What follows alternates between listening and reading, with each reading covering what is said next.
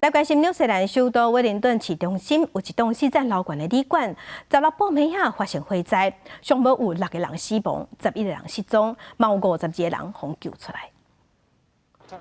当地时间16多过半暝啊，无偌久，威灵顿这栋4层楼的旅馆爆出大火，当局派出80名消防员甲20台消防车，喷火车冲到厝顶拍火。旅馆的住户大部分伫困梦当中，互烟雾救不去救醒，有人救时，佫是错误的警报，发着乌烟才向强逃走。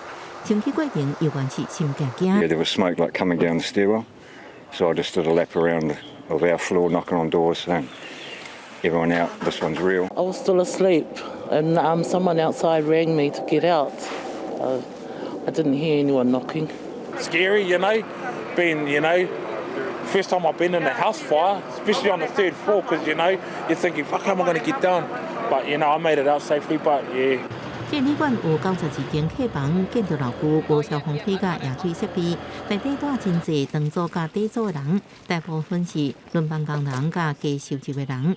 初步估算，火灾发生的时阵，内底差不多有90人，目前还有人下落不明。天光了后，住户查简单的行李搬到救援中心，总理是普金斯去现场巡视，相信罹难人数可能会阁增加，会彻查这场灾难。It is an absolute tragedy.